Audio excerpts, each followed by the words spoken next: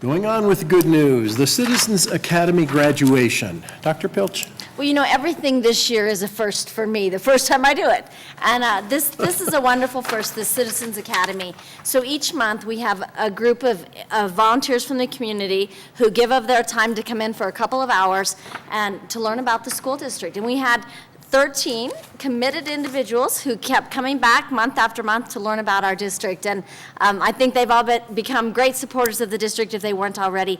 Teresa Myers, our Director of Communications, runs the Citizens Academy, really takes care of making this happen and pulls this off for us on a monthly basis. So Teresa, I want to turn it over to you and let you introduce your Citizens Academy graduates. Well, thank you, Dr. Pilch, President DeWitt, and thank you for the few Citizens Advisory Committee members that were able to come today.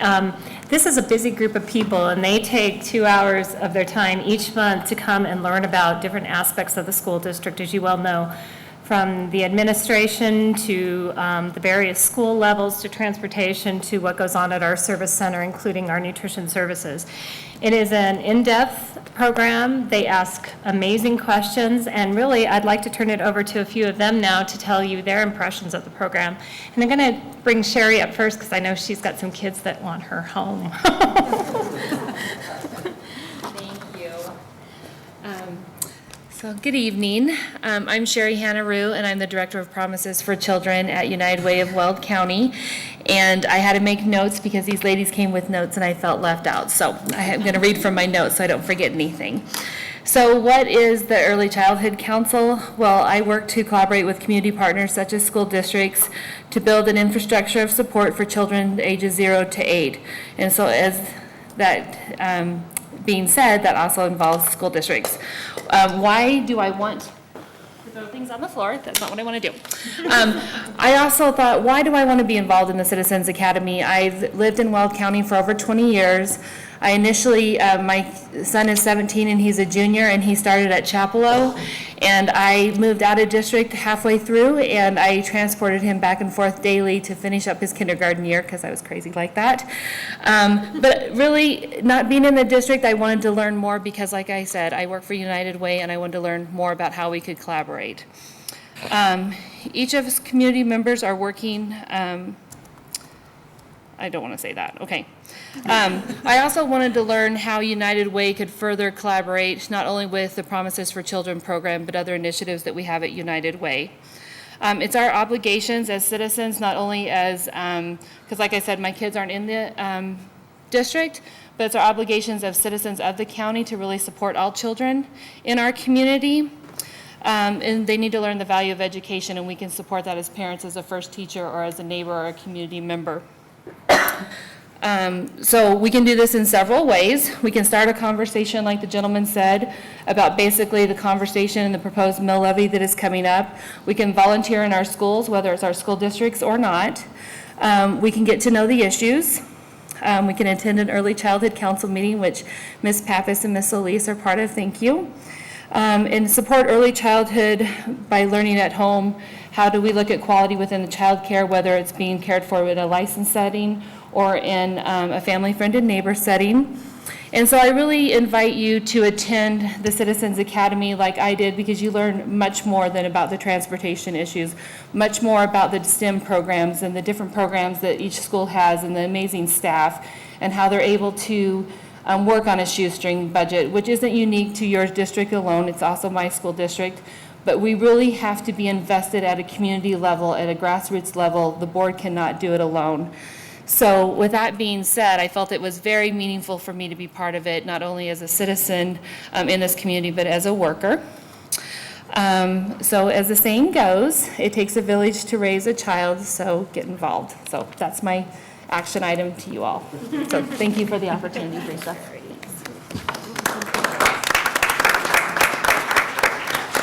And now I'd like to introduce someone who's familiar to you, Ms. Kay Fortner, who took part in our Citizens Academy this year and is a former teacher in Greeley-Evans School District 6. Well, good evening. Good to see you all again, and all of you. I'm glad you're going to be able to hear some of this. As Teresa said, I taught in District 6 for 20-some years at Madison, Dos Rios opened that school, and Meeker in kindergarten in first and fifth grades, and saw lots of new ideas, new methods, new approaches. This is it. This is what's going to do it.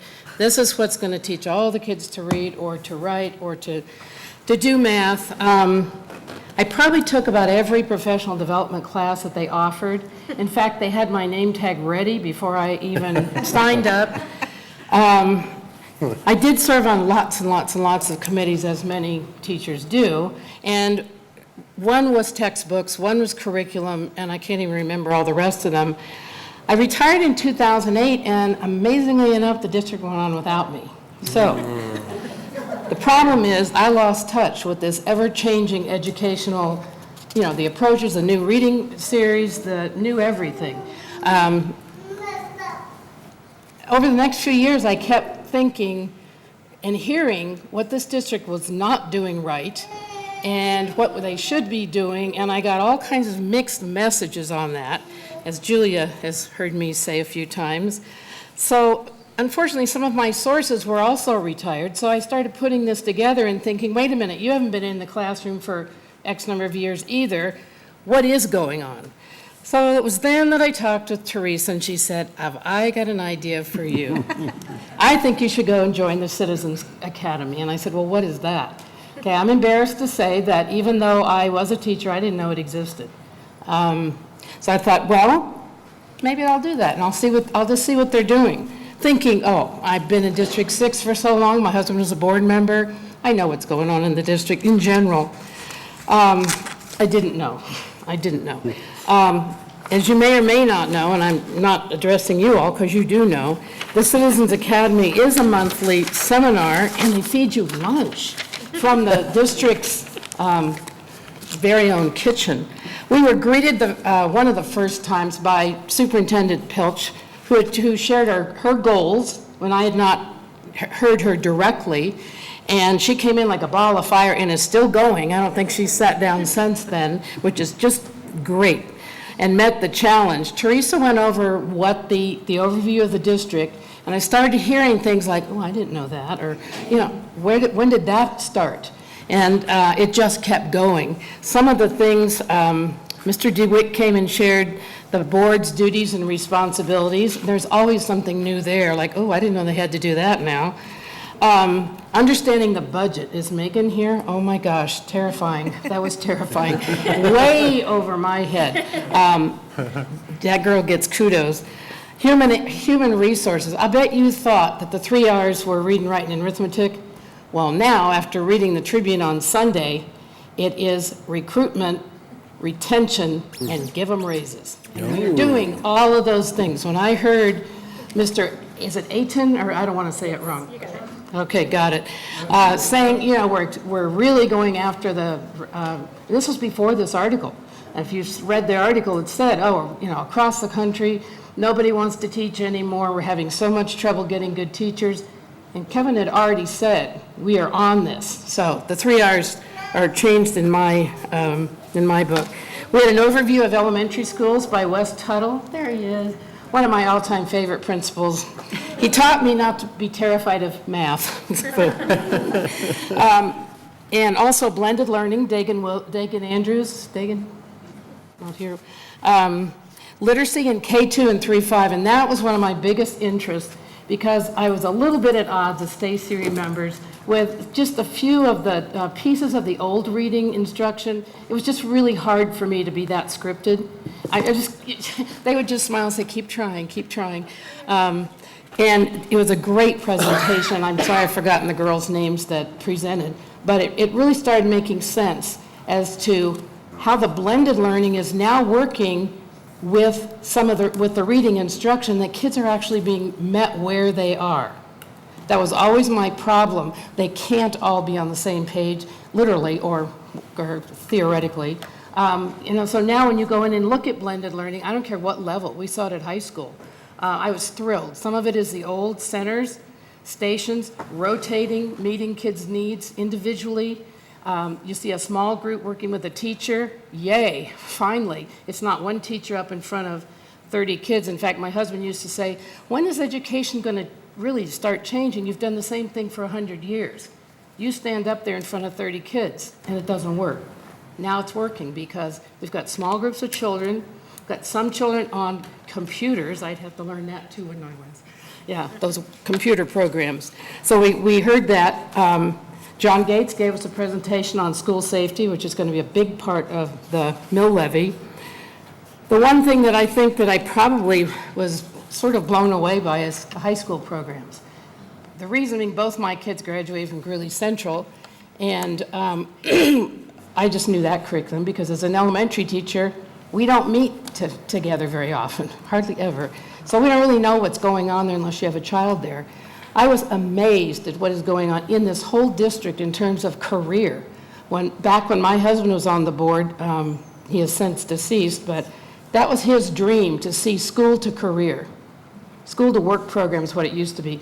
The things that you kids get to do now, go in and have medical skills training, I would have loved that. Or go and, I went into the old workshop at Central, and I saw dummies in there.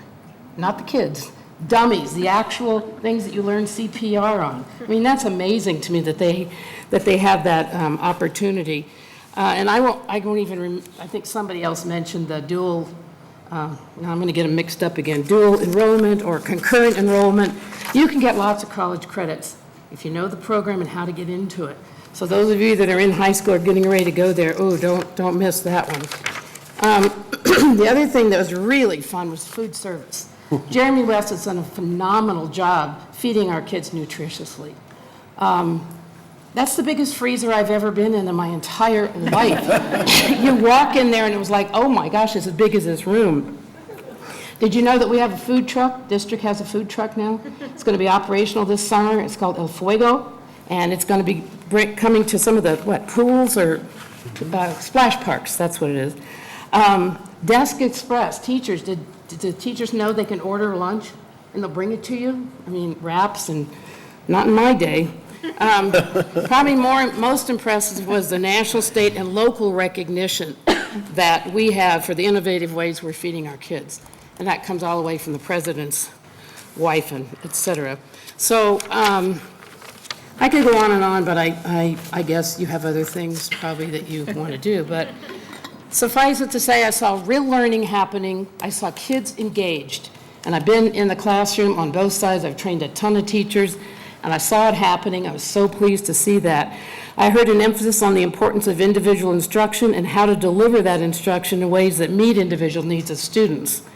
I heard and was very impressed by the emphasis on community involvement. Yes, finally. And how we need to be authentic partners with our charter schools. It's been a while coming, and I think it's here. We do have the mill levy override coming up, and I know you just can't hear it enough. Yes to safes for buildings and buses. Yes to quality and up-to-date instructional materials. That is critical. Yes to the 7-year sunset. We just can't be on that short list anymore in Colorado of what, are we one of 2 maybe districts that doesn't have, it's never done a mill levy? I mean, how embarrassing is that? So wherever Teresa went, I don't know where she went. Oh, there you are. Thank you so much. Oh, and I just happen to have a list of about 25 people that can be on your Citizens Academy.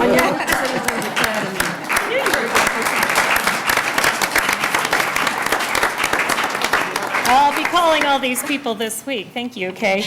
Sharon, did you want to say a few words? You're good? I'm not going to follow. Yeah, she's a tough act to follow. Sharon McComb is also here. We have some diplomas for our graduates of the Citizens Academy, but since so many couldn't make it tonight, I'll just mail those to them. But thank you so much for allowing this program to go on. As you can see, it really does have an impact once we can get people into our schools and into our facilities to see the wonderful work going on in the district. So thank you again.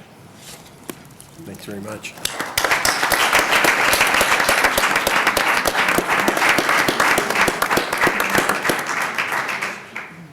The next item is the volunteer recognition. Is that why some people are in the room? Okay. Dr. Pilch? Well, you know, we could not do what all we do in our District 6 schools without the tremendous support we have of so many volunteers. We have literally tens of thousands of hours being put in by our volunteers, almost 3,000 volunteers in District 6.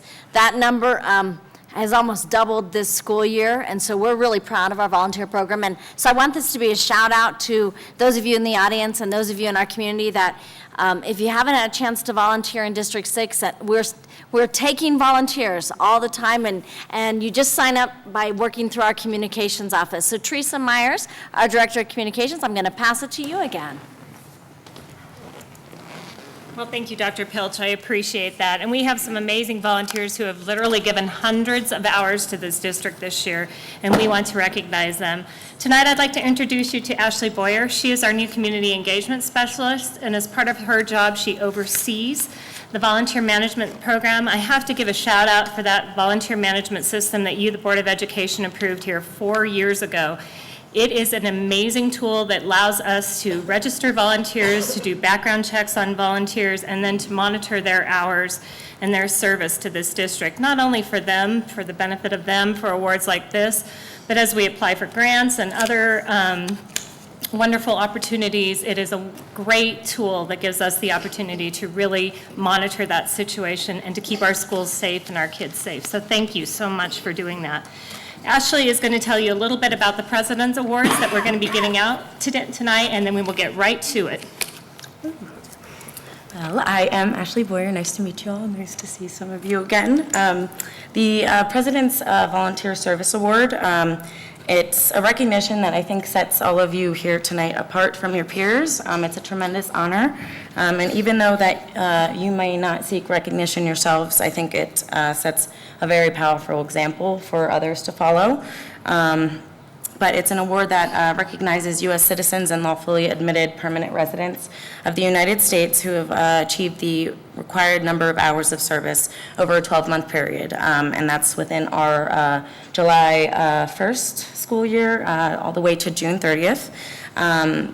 And I do have to say, our number of volunteers have almost doubled this year. And so I have thousands of volunteers, but only 25 of them have met the benchmark to receive these awards. So we're here to recognize all you guys, and I want to thank you all for your hard work and dedication all year. Individuals, families, and groups can all be recognized by this. Tonight we only have individuals.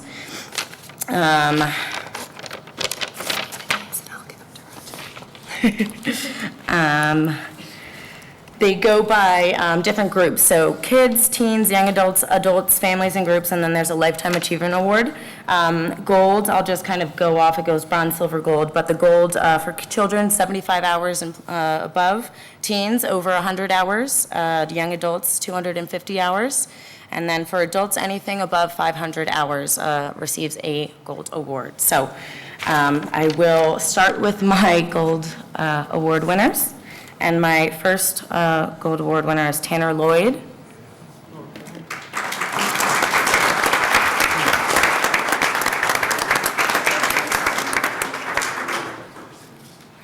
And she is my only teen. Woo. All right, my second is Ryan Akers.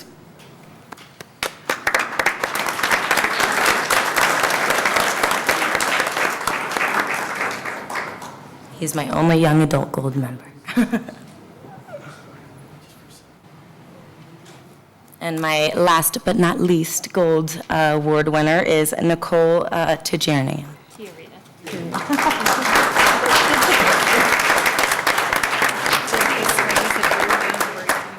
Yes. Mm-hmm.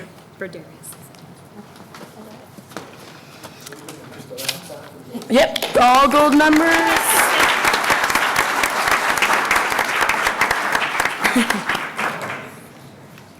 Scooch together so we can get in the photo. Thank you. Okay, cool. Thank you, thank you. And now on to my silver award winners. First is Barbara Broderius. She's made it tonight. Good.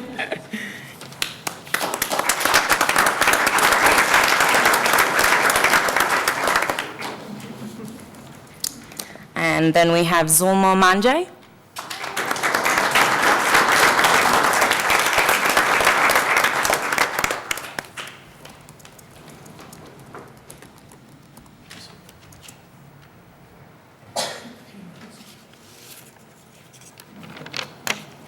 Michelle Corrigan.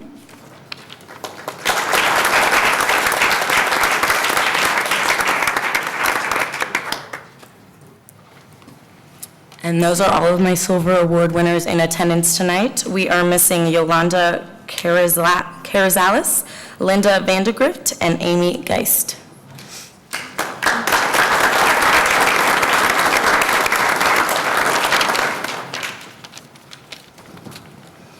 Again, last but not least, onto my Bronze Award winners. And so I have 2 young adults here, I hope 2 at least. The first, and I'm not exactly sure, Bria Gerbala. Have you made it tonight? I wasn't sure, I don't think so. So we'll move on. And I think Angie Herrera is my next Silver Award winner.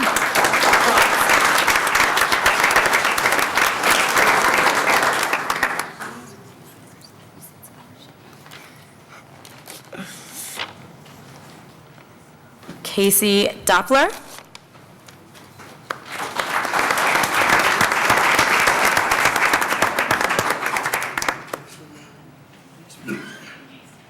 Jason Insinius.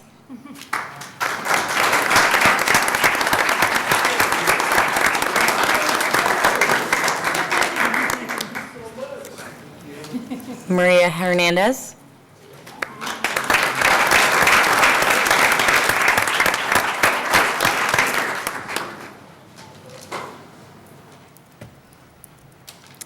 Nikki Hughes.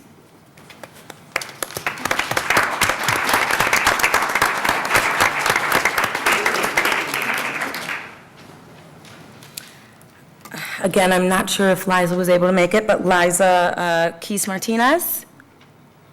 All right, we'll move on to Tanya Long Henry.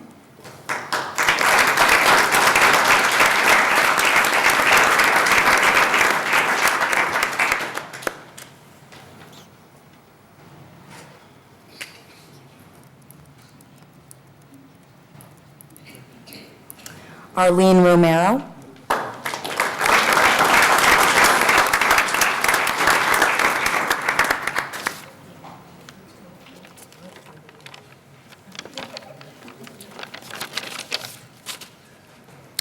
And Julissa Soto.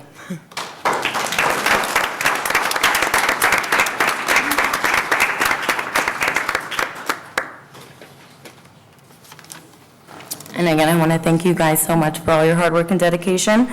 Bronze Award winners here. We've got a couple not in attendance tonight. We're missing Natalie Fowler, Tanya Callison-Grease, Tracy Kale, Peggy Olson, and Holly Rasmussen.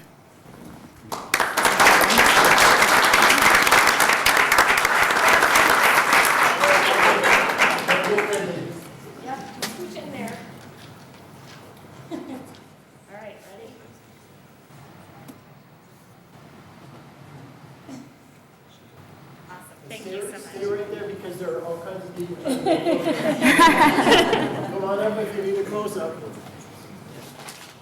This is your big moment. Thank you so much. You did awesome. Okay, kids. Thank you.